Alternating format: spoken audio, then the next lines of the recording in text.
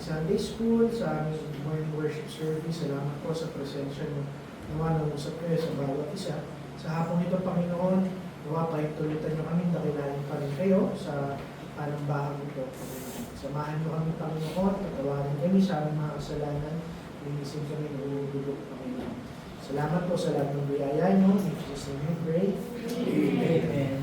Po, makakuha po ang lahat. Sige po, announcement natin. Dahil namili po ako ng mga verses na ating babasahin. Basahin po natin ang sagutan.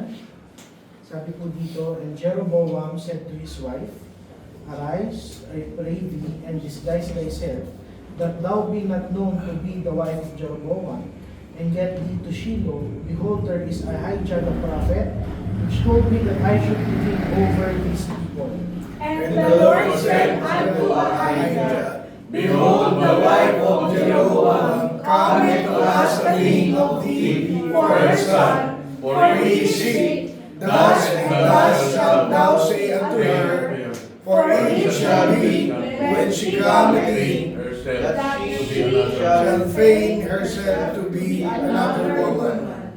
And it was so, when Ahijah heard the sound of her feet, and she came in at the door, that he said, Come in, the wife Jeroboam. Why feignest thou thyself to be another? For I am sent to thee with heavy tidings. Go tell Jeroboam, thus saith the Lord God of Israel, for as much as I exalted thee from among the people, and made thee prince over my people, Israel. But hast done evil above all that were before thee. For thou hast gone and made thee other gods and molten images, to provoke me to anger, and hast cast me behind thy back. Therefore, behold, I will bring evil upon the house of Jeroboam, and will cut off from Jeroboam him that pisseth against the wall, and him that is shut up and left in Israel, and will take away the remnant of the house of Jeroboam, as a man taketh away dung, till it be all gone. Arise thou therefore, get thee to thine own house, and when thy feet enter into the city, this child shall die. And all Israel shall mourn for him, and bury him, for he only of Jeroboam shall come to the grave, because in him there is found some good things toward the Lord God of Israel in the house of Jeroboam. For the Lord shall smite Israel as a reed is shaken in the water, and he shall not root up Israel out of this good land, which he gave to their fathers, and shall scatter them beyond the river, because they have made their groves, provoking the Lord to anger. And he shall give Israel up because of the sins of Jeroboam, who did sin, and who made Israel to sin. And Judah did evil in the sight of the Lord, and they provoked him to jealousy with their sins, which they had committed, above all that their fathers had done. For they also built them high places and images and groves on every high hill and under every green tree. Verse 24, and there were also Sodomites in the land, and they did according to all the abominations of the nations, which the Lord cast out before the children of Israel. Let's pray. Lord, salamat po sa pagbabasa ng inyong salita sa huling parte ng aming panambahan. Samahan niyo pa rin kami, mataas ka, mahayag. Tama niyo po ang aming pamumuhay at aming mga pananaw, Panginoon. Bigyan kami ng kalakasan at focus, Panginoon, na makinig sa inyong salita at tubugin kami nito. Patawad niyo mga Panginoon. In Jesus' name we pray.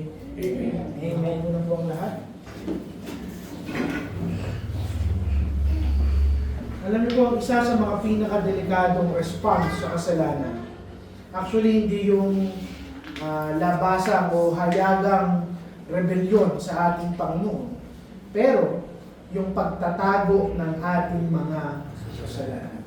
Pansinin niyo po na normal sa puso ng isang tao na kapag kinonfront mo siya ng kasalanan niya o naramdaman niya yung guilt sa kanyang puso, imbis umamin siya sa kanyang kasalanan, pinagtatakpan niya at itinatago niya ang kanyang kasalanan.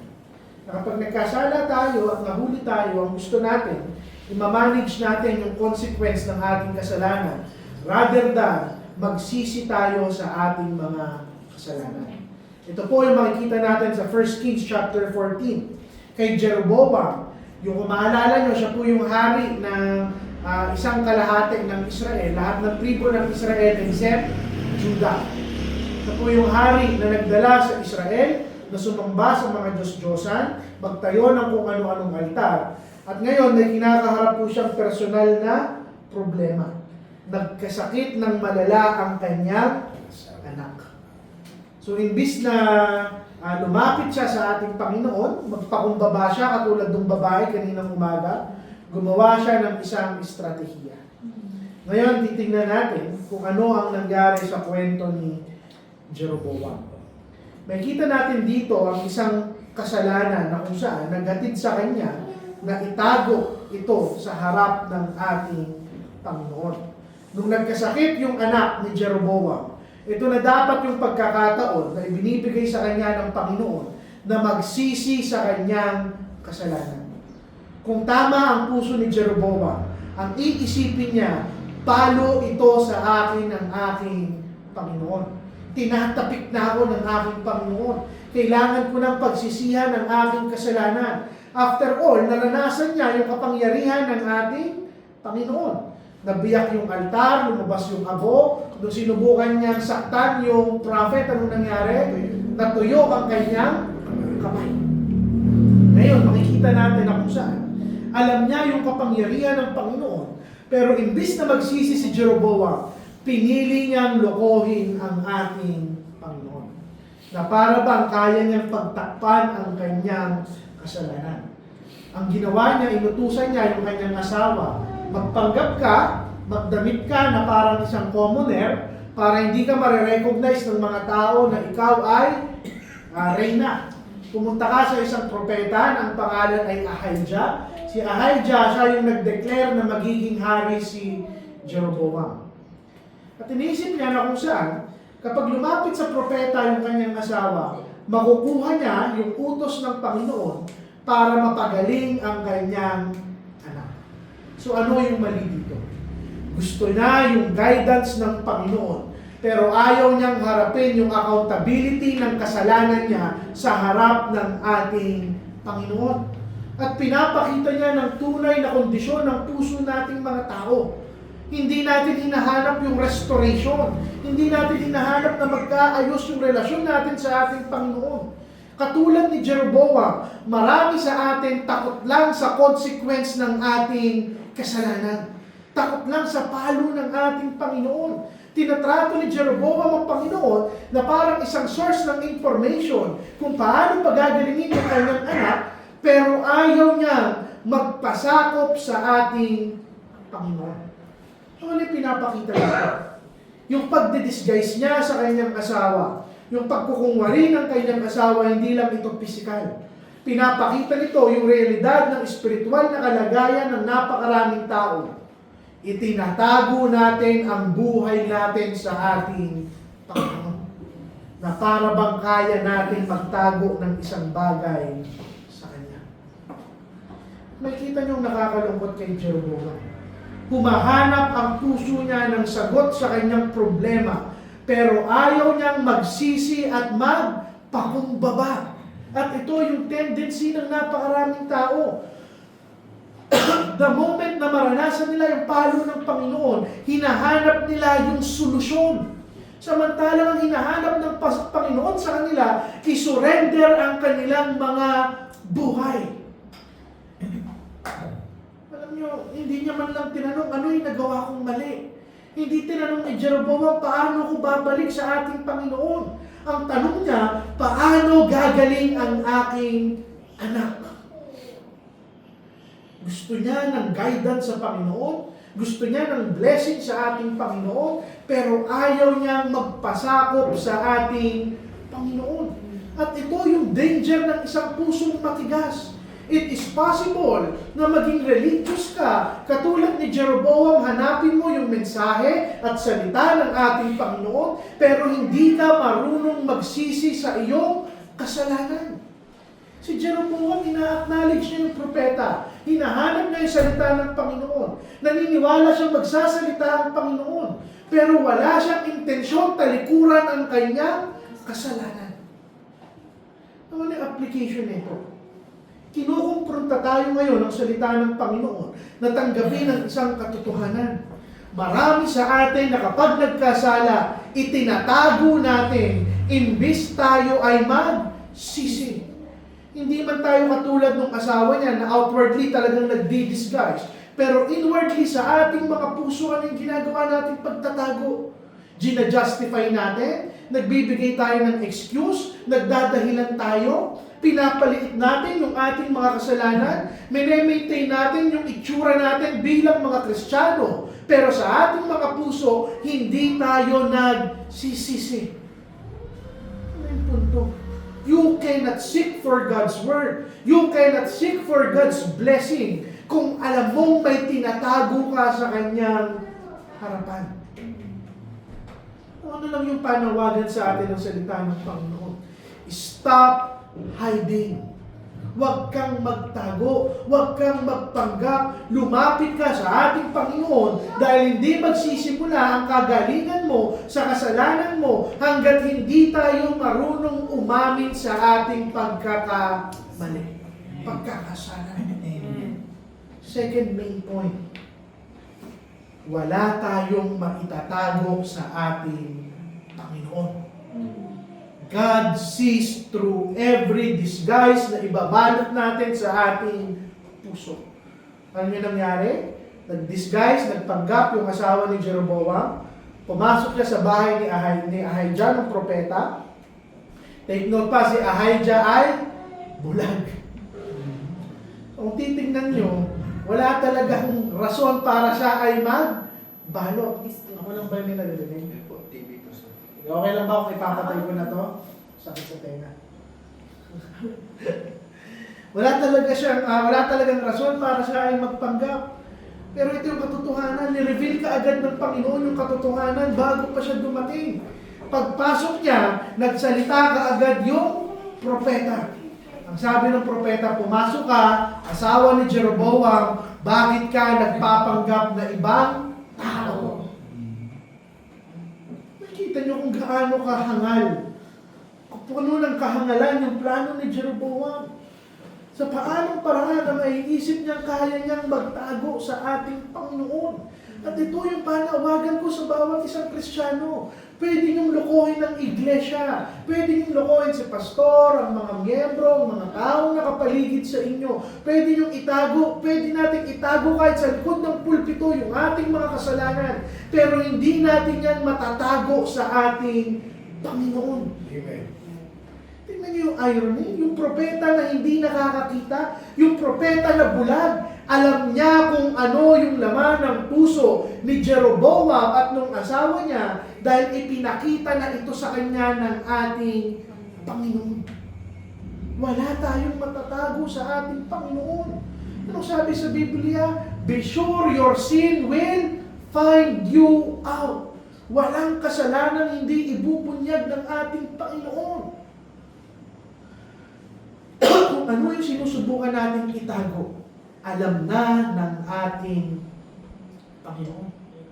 At dito ine-expose ng Panginoon yung ugat ng kasalanan ni Jeroboam. Pagkatapos na i-expose yung asawa, yung disguise, yung pagpapanggap, hindi lang sinagot ng Panginoon yung tanong ni Jeroboam sa kanyang anak. But God addressed a deeper issue. Sa pamamagitan ng propeta, pinaalala ng Panginoon kay Jeroboam, hindi ba ilang ulit na kitang pinagbigyan? Ilang ulit ko nang ibinigay sa iyo yung grasya ko. Ako yung nagtayo sa iyo bilang isang hari. Pinili kitang maging hari. Binigyan kita ng isang kaharian. Pero imbis lumakad ka ng may pagsunod katulad ng lolo mong si David, pinili mong sumamba sa ibang Diyos-Diyosan. At sinama mo ang buong bayan ng Israel. Ano yung punto?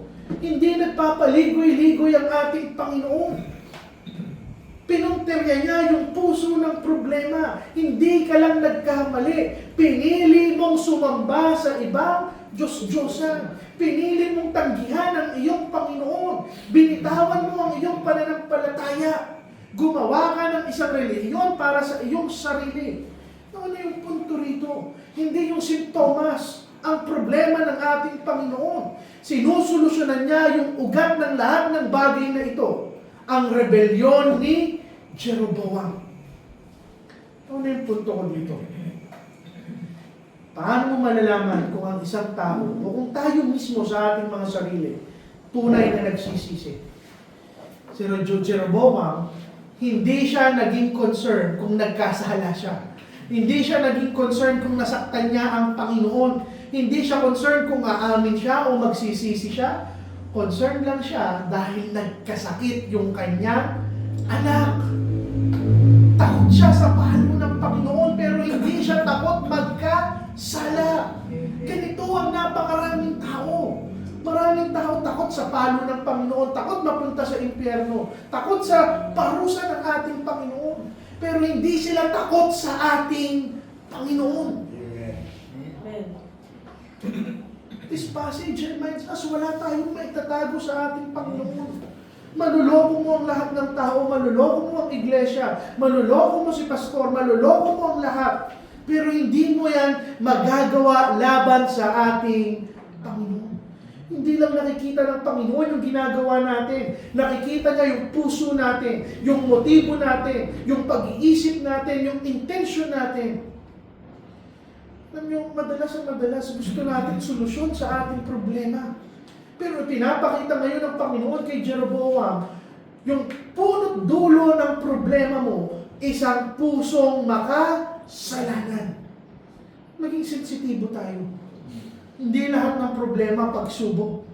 Madalas sa madalas, palo yan ng ating Panginoon. Finally, this calls us na maging honest sa harap ng ating Panginoon. Kapatid, wala tayong mapapala kung magpapanggap tayo. Walang advantage kung magtatago tayo. Alam na yan ng ating Panginoon. Might as well, umamin tayo, magsisi tayo, at hayaan yung i-restore tayo ng ating Panginoon. Pangatlong punto.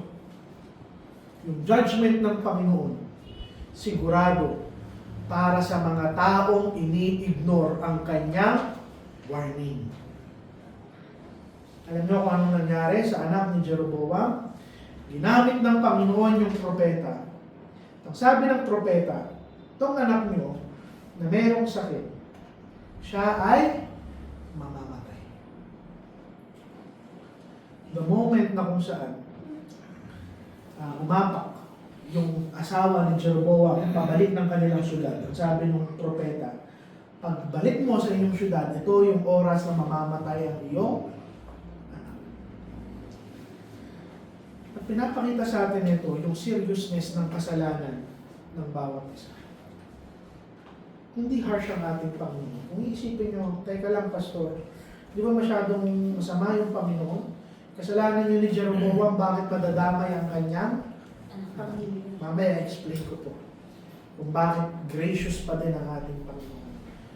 Pero tandaan nyo, si Jeroboam, ilang ulit na siyang nagkaroon ng pagkakataong magsisi. Ini-ignore niya yung warning ng Panginoon.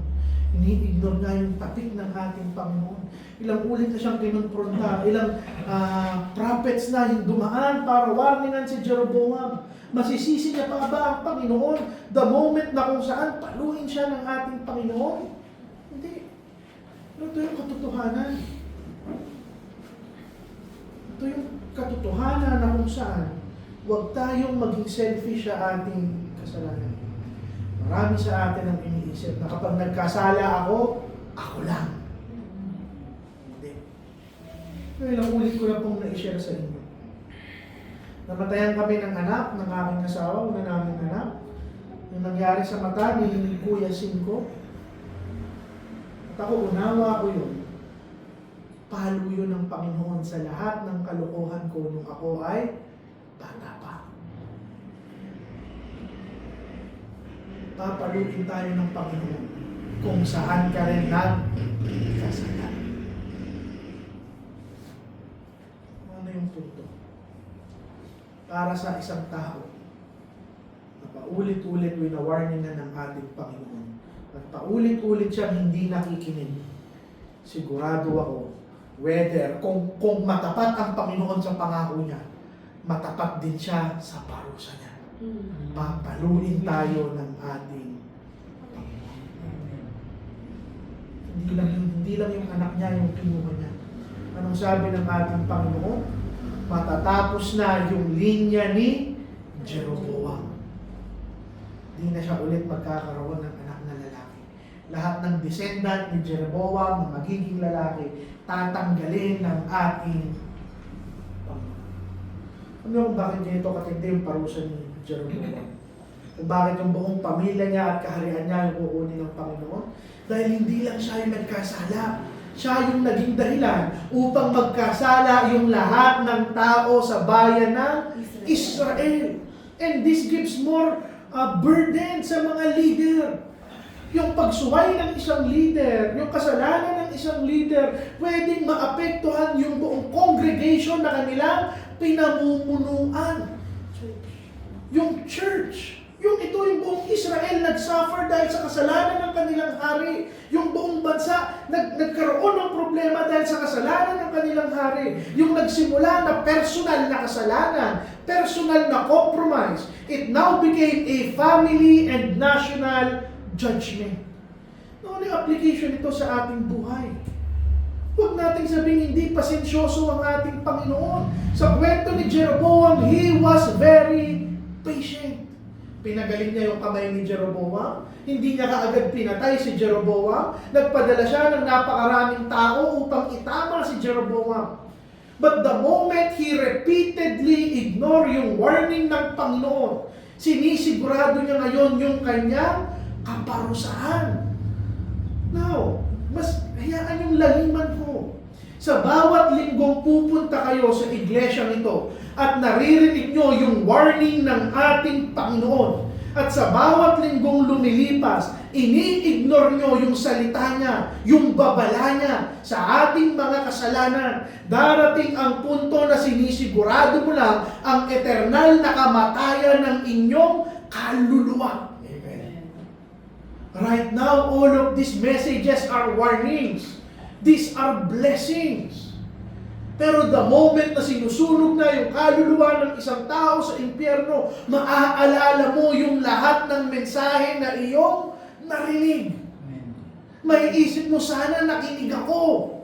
Sana tinanggap ko siya. Sinabi na pala ng Panginoon sa akin yung nangyari kay Jeroboam. Bakit pa ako gumaya sa kanya? Yung maliliit na linggo na kung saan iniisip nyo na makakalimutan nyo, na kapag lumabas kayo ng simbahan ito, nalimutan nyo yung mensahe. Habang sinusunog tayo sa impyerno, maaalala nyo yung lahat ng pagkakataong binigyan ako ng Panginoon ng isang babala. Kapatid, saan yung panawagan sa atin ng Panginoon? Heed my warning. Pahalagahan mo yung aking babala. Kung masakit man magsalita ang ating Panginoon, kung masakit man yung mga mensahe naririnig ko sa pulpitong ito, alam ko marami sa atin naninibago. Hindi ganito magturo ang napakaraming tao. Hindi po masakit yung mensahe para lang saktan kayo, o malimitin kayo, o sugatan kayo, o galitin kayo. Sinasabi namin yung masakit na katotohanan dahil ayaw namin kayong mapahamak. Kung meron kang anak, at alam mo na kung saan, mamamatay siya pag ginawa niya yan. Sa tingin mo, pipigilan mo yung sarili mo, sabihin yung totoo sa kanya kahit masaktan siya? Hindi. Ang punto. Yung purpose ng masasakit na warning ng ating Panginoon, hindi para saktan lang tayo. Kung hindi, i-restore yung pananampalataya natin sa Kanya. Tama tayo. Pang-apat, dito ko po babalansin. Kung sa tingin niyong harsh ang Panginoon sa batang ito, na nadamay pa yung buhay ng bata sa kasalanan ng kanyang ama, mali po kayo. May isang verse dito na nag-stand out talaga. Sa verse 13 ang sabi, because in Him there is found some good thing toward the Lord God of Israel. Dineklara ng Panginoon na yung batang namatay, kailangan bigyan nila Jeroboam ng isang maayos na libing. Bakit daw? Sabi ng Panginoon, dahil itong batang ito, yung natatanging mabuting bagay, mabuting buhay sa pamilya ni Jeroboam.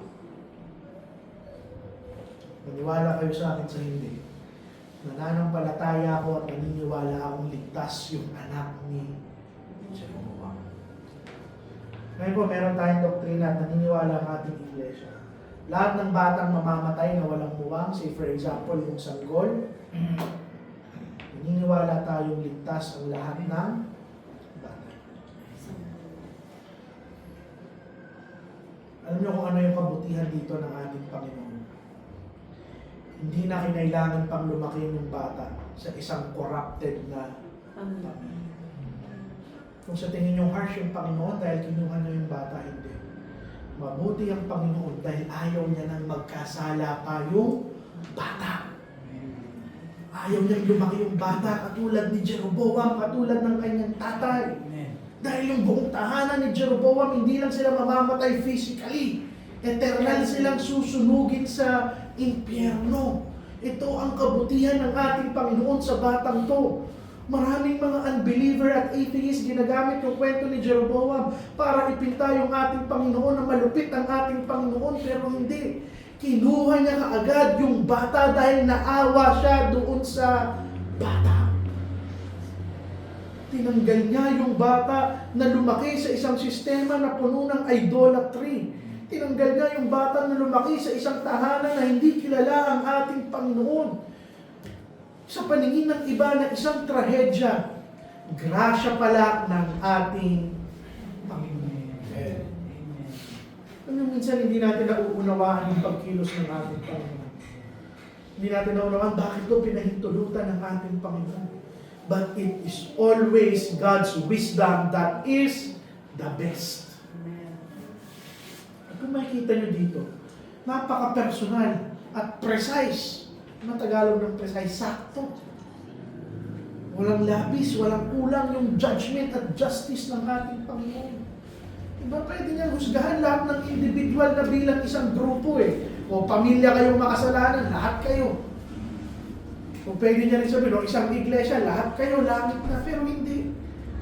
Tinitignan ng Panginoon yung bawat isang puso. And this shows us na hindi bulag ang ating Panginoon. Precise, perfectly informed ang ating Panginoon. Hindi niya nilalaktawan yung kabutihan at hindi niya nilalaktawan yung kasalanan ng bawat isang tao. Yung katotohanan na ito dapat magbigay ng comfort at warning sa bawat isang mananampalataya. Ma-comfort tayo dahil paalala to ng ating Panginoon na lagi siyang matapat. At nakikita niya ang bawat isa. Kahit pa isang sanggol. Now, ano yung application nito sa atin? Even if buong pamilya pa natin ang makasalanan, even if lahat ng tao sa atin nagkakasala laban sa ating Panginoon, maunawaan mo na nakikita ka ng ating Panginoon. Amen.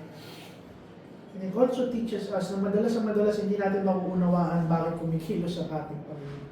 Sabi ko sa unang basa, muna nyo talaga mag-isip ang lupit ng ating Panginoon. May dadamay niya yung bata. Pero yung palo doon sa magulang na si Jeroboam sa pagkamatay ng kanyang anak, blessing pala ng Panginoon doon sa bata. Panghuling punto. At hindi po maganda ang ending ng kwento ni Jeroboam. Pagkatapos siyang paluin ng ating Panginoon, yung kasalanan niya talagang lumaganap sa buong bayan ng Israel. Yung personal niyang pagkakasala, niyakap ng buong bayan ng Israel. Hindi na lang ito royal decision ng isang hari. Talagang niyakap nila yung sistema ng mga Diyos-Diyosan sa kanilang buhay. This reveals the powerful influence ng isang leader. Kung bakit mahigpit tayo sa mga tatayong pastor, tatayong preacher, tatayong mga tatay, kung bakit ko itinuturo sa mga ikinakasal ko yung leadership sa mga kalalakihan. Dahil hindi lang gumagawa ng desisyon yung isang leader. Siya yung nagbibigay ng direksyon sa kanyang pinamumuhay. Alam niyo, masakit pong mamalo ang Panginoon.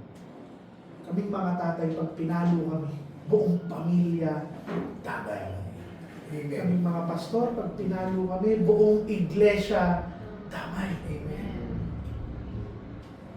Alam niyo, kapag the moment na sineryoso ng isang lalaki yung leadership niya, talagang matatakot siya sa ating Panginoon. Because that is when he realized, hindi lang ako yung papaluin ng aking Panginoon. Alam niyo, yung legacy niya dito ni Jeroboam, hindi lang yung failure niya personally, pero yung corruption ng buong bayan ng Israel. Ito yung masakit. Kahit yung tribo na hindi pinamumunuan ni Jeroboam at pinamumunuan ni Rehoboam, o baka nalilito po kayo sa dalawa.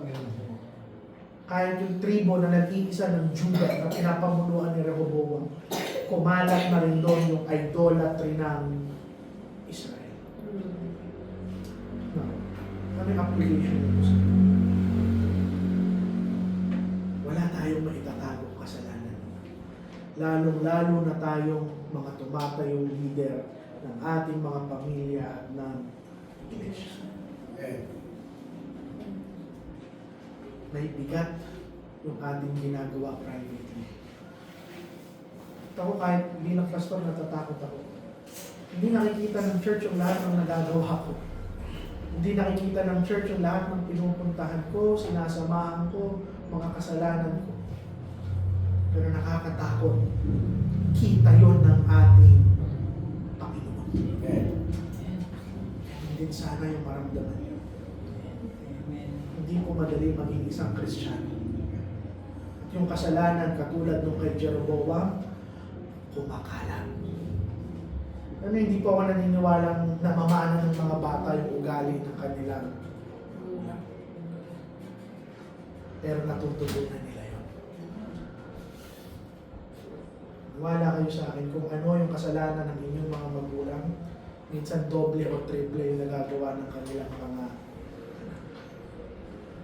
Ganun din sa iglesia.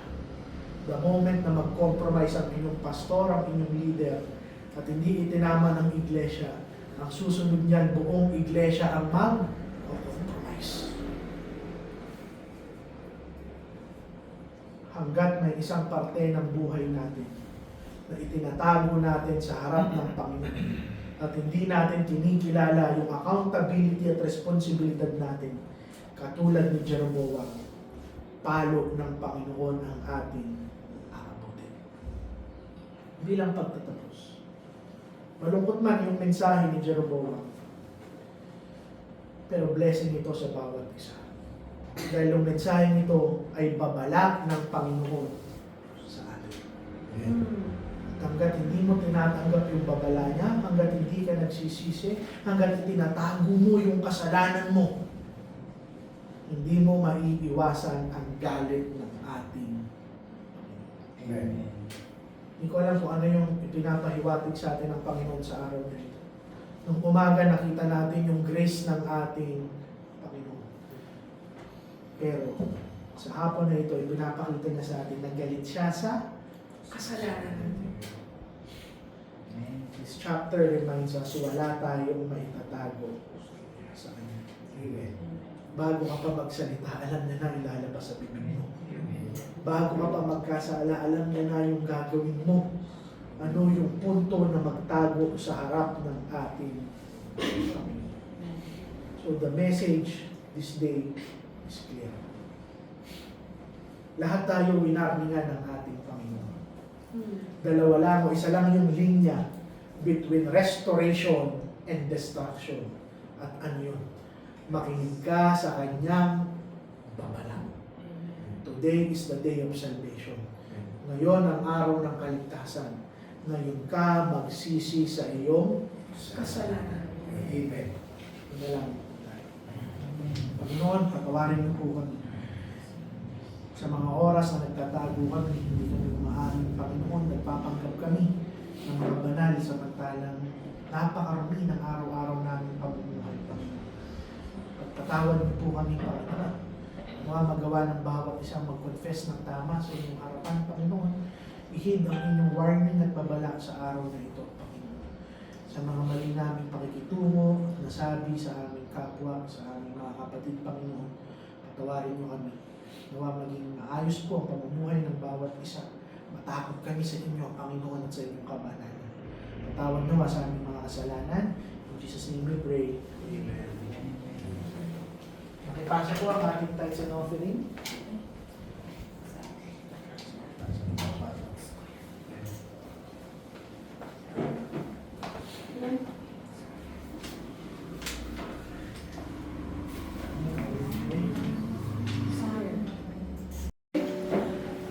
One, two, and three. On the first verse, ready, sing. To God be the glory, great things He hath done. So lovely the world that He gave us His Son, who lived His life an atonement for sin, and opened the gate that no may go in. Praise the Lord, praise the Lord.